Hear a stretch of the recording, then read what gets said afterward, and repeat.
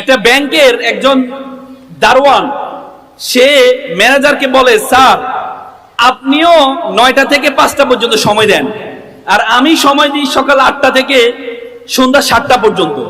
আমার বেতন হচ্ছে মাত্র 5,000 টাকা, কিন্তু আপনাদের একজন কর্মচারীর বেতন যে আমার মতো আমার চেয়ে কম সময় দেয় তার বেতন 30,000 টাকা কেন?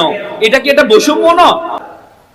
তখন তিনি তাকে বোঝানোর জন্য বলল যে, এক কাজ করো, তুমি উত্তরা থেকে যাত্রাবাড়ি যাবা, এখানে আমাদের একটা ফার্ম আছে, গরুর ফার্ম আছে, সে গরুর ফার্মে তুমি দেখে আসবা কয়টা গরু আছে। পরবর্তী তাকে বললো এটা, পরবর্তীতে যিনি অফিসারকে বললো তুমিও গিয়ে দেখে আসো কয়টা গরু আছে।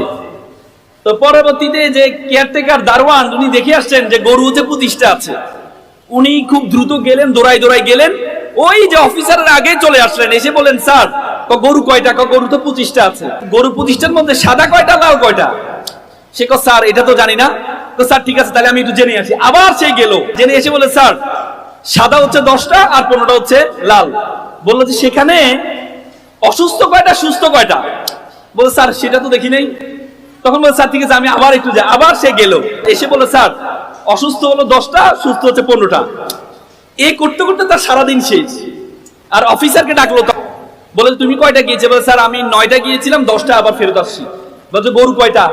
বল গরুতে হচ্ছে 25টা। সাদা কয়টা? সাদা 15টা। লাল কয়টা? 10টা। সুস্থ কয়টা? এতটা সুস্থ, এতটা অসুস্থ।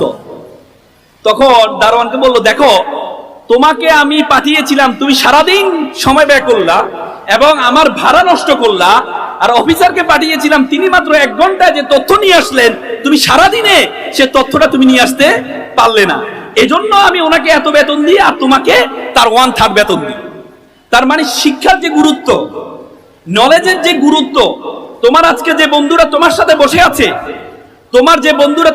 বসে আছে, আগামী 5 বছর পর তোমার আর তার যে পার্থক্য তৈরি হবে, সে পার্থক্যটার আকাশ পাতাল পার্থক্য তৈরি হবে, সেটা শুধুমাত্র শিক্ষার কারণে। তোমরা পড়াশোনা না করলে তোমাদেরকে মা বাবা বলে, শিক্ষক বলে, এই গাধা শিক্ষার্থীটা আমাদের কাছে কোথা থেকে আসলো বলে না? আচ্ছা বলো তো গাধা ইংরেজি কি বলো তো? S, good. এস ফর গাধা। এস বানান কিভাবে বলো তো? ASS। আচ্ছা এস মানে গাধা, এস এর সাথে তুমি যদি টি যোগ করো, ই এবং টি, তাহলে কি হবে বলো তো? অ্যাসেট। অ্যাসেট মানে কি? সম্পদ। E for education, T for transparency. তুমি যদি এস এর সাথে এডুকেশন এবং ট্রান্সপারেন্সি যোগ করো, তাহলে এসটা অ্যাসেটে পরিণত হবে, সম্পদে পরিণত হবে।